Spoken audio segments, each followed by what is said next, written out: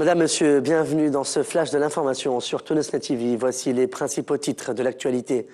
À Béja, une manifestation pour protester contre un mandat d'amener délivré contre un dirigeant du Front populaire. À Ras Jdir, des mesures sécuritaires exceptionnelles pour empêcher les Tunisiens de rejoindre la Syrie.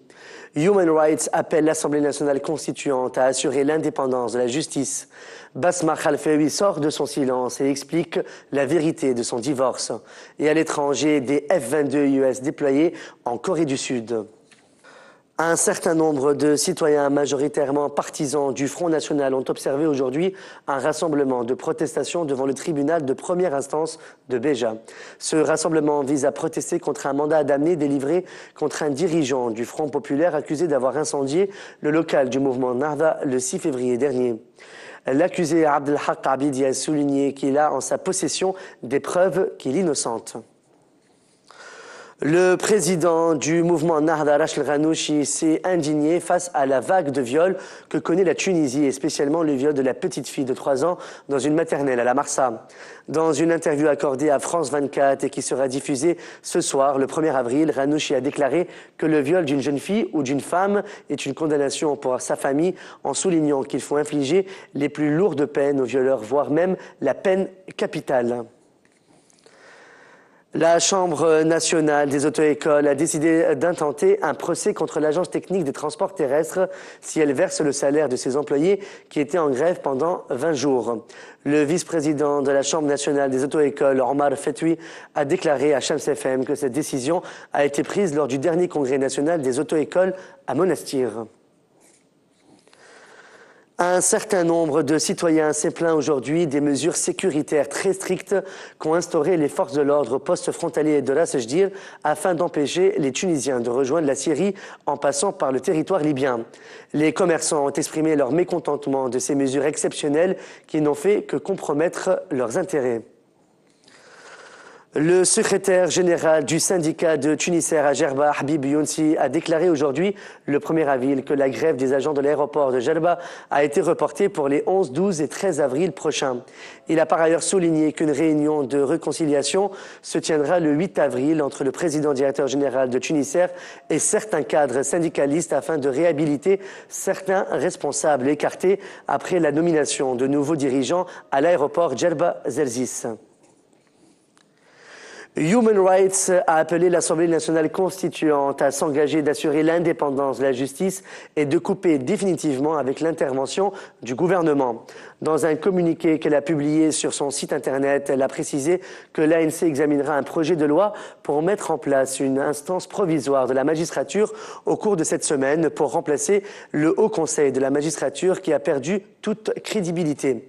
Eric Goldstein a déclaré que la Tunisie a besoin d'un système judiciaire indépendant après que ses responsables politiques ont manipulé les tribunaux depuis des années, ajoutant à cet égard que l'Assemblée nationale constituante a une chance de couper avec l'ingérence et d'instaurer une justice indépendante.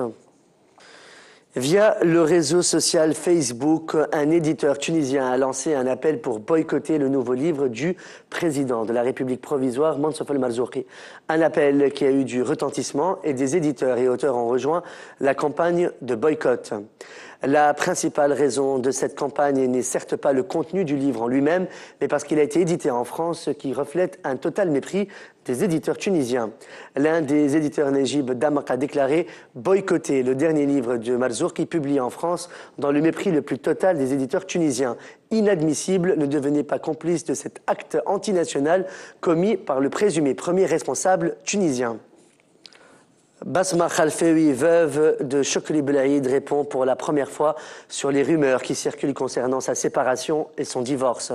Elle a déclaré au journal égyptien El Wafd que ce ne sont que des rumeurs dont fait la promotion des pages Facebook. Elle a ajouté « Chokri est mon mari, le père de mes enfants, mon ami, mon compagnon de route et l'homme que j'ai aimé », en soulignant que sa vie personnelle ne regarde personne. Elle a également affirmé que les rumeurs qui circulent sur les pages Facebook du mouvement Nahda visent à souiller l'image du défunt Chokri Belaïd. Le summum de la diffamation, c'était de m'accuser d'être derrière le meurtre de Chokri Belaïd, a-t-elle ajouté. À la fin de son interview, Basma Khalfaoui a déclaré que la question qu'il faut se poser est qui a assassiné Chokri et non pas si on a été divorcé ou non. À l'international maintenant, des F-22 Raptors ont décollé de la base japonaise d'Okinawa pour atterrir sur la base aérienne américaine d'Osan en Corée du Sud. Ils vont participer à des exercices bilatéraux, a annoncé le commandement de l'armée américaine en Corée du Sud dans un communiqué. La Corée du Nord n'arrivera à rien par les menaces ou les provocations qui ne feront que l'isoler davantage et saper les efforts de la communauté internationale pour assurer la paix et la stabilité dans le nord-est de l'Asie, écrit le communiqué. Le nombre des F-22 n'a pas été précisé. Ces appareils participeront aux manœuvres militaires annuelles Fall Eagle organisées entre les deux pays, précise l'armée américaine.